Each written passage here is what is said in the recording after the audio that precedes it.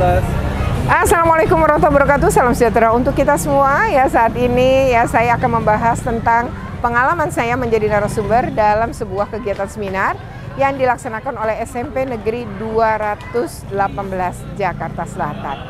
Di sini tuh pesertanya adalah anak-anak atau peserta didik kelas 9 ya.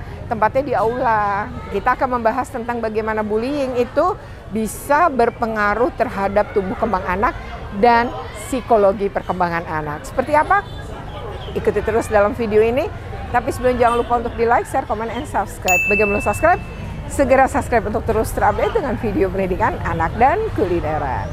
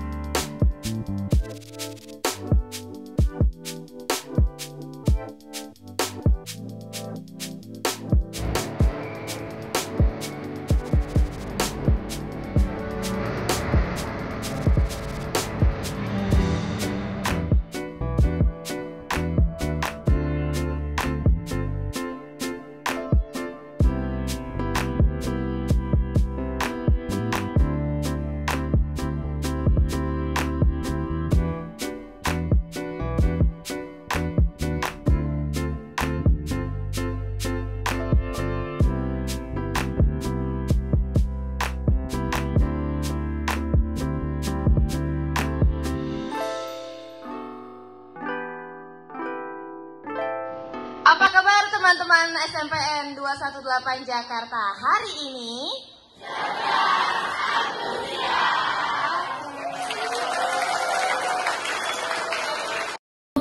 Dan staf kesiswaan, anak-anakku sekalian yang ibu cintai, ibu banggakan. Assalamualaikum warahmatullahi wabarakatuh. Waalaikumsalam warahmatullahi wabarakatuh.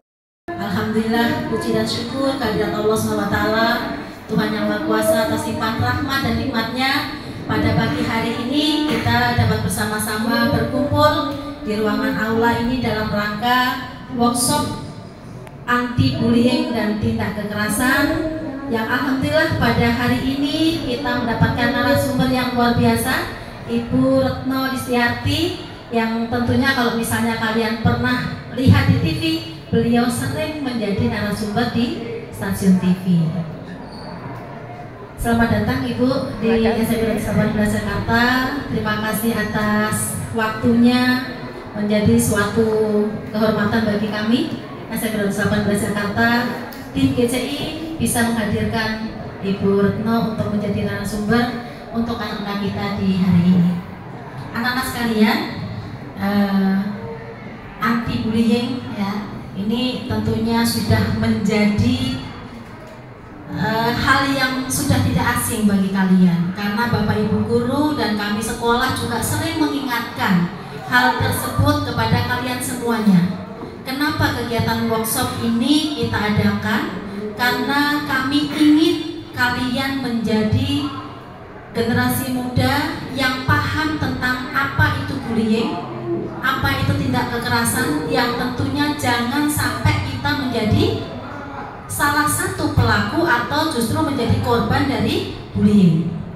Kita ingin menciptakan sekolah kita ini sekolah yang aman, nyaman, dan menyenangkan untuk semuanya, untuk kalian, untuk Bapak Ibu guru, dan semua warga sekolah yang ada di sini. Karena memang kegiatan kalian di akhir, setelah kalian mengikuti kegiatan penilaian di kelas akhir, tidak ada lagi kegiatan pembelajaran, maka kita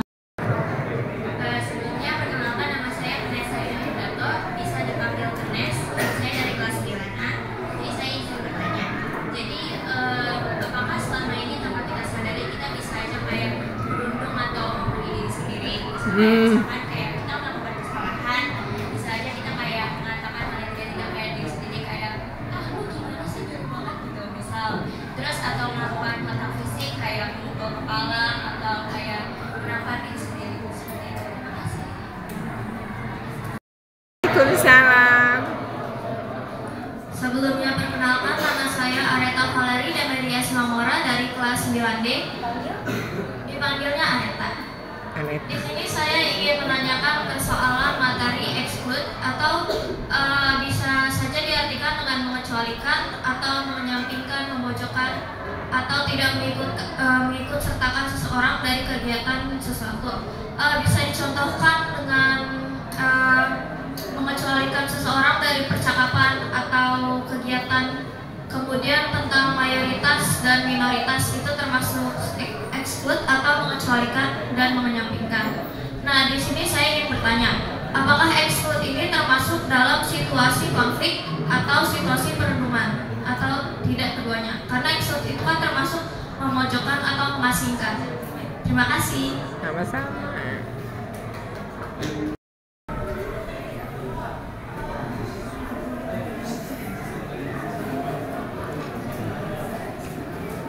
Baik, Assalamualaikum warahmatullahi wabarakatuh. Waalaikumsalam. Perkenalkan, nama saya Rizky Arifdani, saya dari kelas 9B.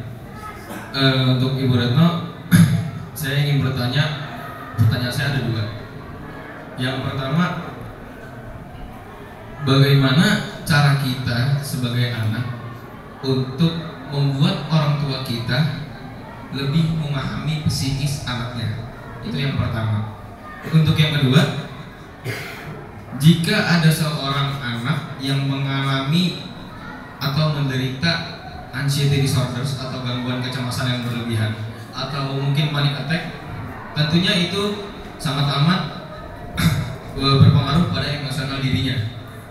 Dan itu terjadi, penyakit itu terjadi karena mungkin konflik-konflik di masa lalu atau perundungan dari keluarga atau dari sosialnya, dan tentunya itu sangat amat mengganggu emosionalnya.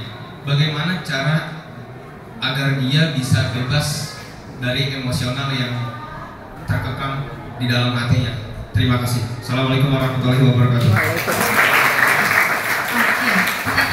Jadi baik bagi pelaku, bagi korban ataupun bagi yang melihat seperti itu. Oke. Jadi maksudnya bagaimana cara kita ya? Cara kita menghindari dampak-dampak negatif ya dari sebuah perundungan gitu ya. Dampak-dampak negatif dari sebuah perundungan. Yang pertama adalah satu, kamu bisa mengontrol dirimu. Jangan biarkan orang lain mengontrol kamu ya. Jadi dia masukin pikiran bahwa seolah-olah kita yang salah. Nih jadi terutama nih ya, adik-adik nih kamu tuh punya hormon yang sekarang nih, kalau adik-adik SMP nih usia 13-15 tahun tuh kamu mulai peduli sama penampilan dan kamu mulai menyukai lawan jenis. Itu sebenarnya hal yang nggak masalah, bahkan normal gitu ya. Nah, ketika itu mulai terjadi ya, ini kadang kita itu punya pikiran-pikiran negatif kan. Nah, pikiran-pikiran negatif inilah yang kemudian harus dihilangkan. Misalnya gini, kok aku suka dia ya, tapi aduh siapa sih aku gitu. Padahal kan belum tentu orang itu tidak menganggap kamu ya kan. Dan pacaran itu versinya tuh versi gini loh. Pacaran di kamu itu kan karena hormon yang baru jadi wajar. Dan itu harusnya konsepnya adalah saling memberi semangat, mensupport. Bukan kemudian pacaran dalam arti yang negatif, tapi bahwa itu positif. Kamu jadi lebih semangat belajar, lebih semangat sekolah, lebih semangat punya prestasi gitu. Itu yang harusnya dikuatkan. Nah, karena kamu sedang menyukai lawan jenis nih ya adik-adik, seringkali kita mengalami kekerasan saat pacaran tidak disadari. Contohnya nih, ya contoh nih. Ketika ngajak makan, tapi setiap makan yang bayar kita, itu namanya kekerasan ekonomi loh dalam pacaran. Yang kedua, kamu dulu punya bestie sekelompok, pas pacaran, pacarmu tuh membatasi seolah-olah jangan main sama para bestie, itu juga bentuk kekerasan. Atau bentuk lain misalnya, dia WA, kamu nggak segera jawab, terus dia WA terus nelponin terus menerus gitu ya, itu kekerasan daring. Ya.